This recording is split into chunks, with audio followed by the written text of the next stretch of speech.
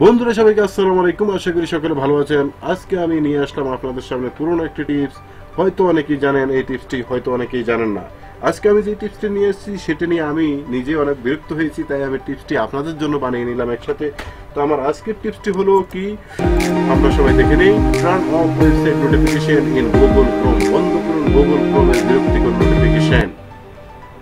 তো এটি বন্ধ করতে হলে কি করতে হবে, আমরা চলে যাব আমাদের গুগল ক্রোমে যাওয়ার পরে এখানে দেখুন কর্নারে, এখানে দেখুন কর্নারে থ্রি ডট আছে। এই থ্রি ডট আমরা ক্লিক করব। থ্রি ডটে ক্লিক করার পরে এখানে দেখুন আমরা নিচে চলে যাব। দেখুন লেখা আছে সেটিং, নিচে দেখুন নিচ সিরিয়াল থেকে 3 নম্বরে লেখা আছে সেটিং। আমরা সেটিং এ চলে যাব। সেটিং এ চলে আসলাম আমরা। এখন আমরা চলে যাব একদম নিচে।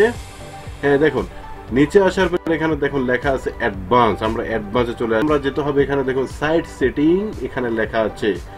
তো আমরা যাব সাইট সেটিং এ। আমরা চলে যাব নোটিফিকেশনে। যেহেতু আমাদের সমস্যা হচ্ছে নোটিফিকেশন নিয়ে, তাই আমরা চলে যাব নোটিফিকেশনে। এই যে আমরা চলে আসলাম নোটিফিকেশনে। দেখুন, তো আপনি যদি এটা ব্লক করতে হয় তাহলে আপনাকে কি করতে হবে, চলে যেতে হবে এটা থ্রি ডট। এখানে দেখুন থ্রি ডট আছে। এখানে দেওয়ার পর আপনি এখানে লিখতে হবে, এখানে দেখুন লেখা আছে ব্লক, এডিট, রিমুভ। তো আপনি যদি এটা ব্লক করতে হয় তাহলে ব্লক করতে পারেন, এডিট করলে এডিট করতে পারেন, রিমুভ করলে রিমুভ করতে পারেন। তো আমি এটাকে ব্লক করব, যেহেতু আমি সাইটটাতে ঢুকতে হয় মাঝে মাঝে, তাহলে ব্লক করে রাখবো আমি। এই যে ব্লক করলাম। দেখুন ব্লক করার পর এখানে দেখুন লেখা চলে আসছে ব্লক। এই যে দেখুন ব্লক লেখা চলে আসছে। এখন আমি খুললেও খুলতে পারবো, আবার রিমুভ করলেও করতে পারবো।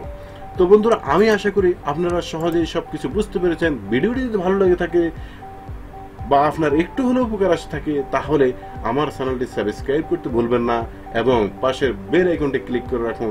আশা করছি আরো নিত্য নতুন ভিডিও নিয়ে আপনাদের সামনে হাজির হব। সেই পর্যন্ত ভালো থাকুন, সুস্থ থাকুন। আল্লাহ হাফেজ।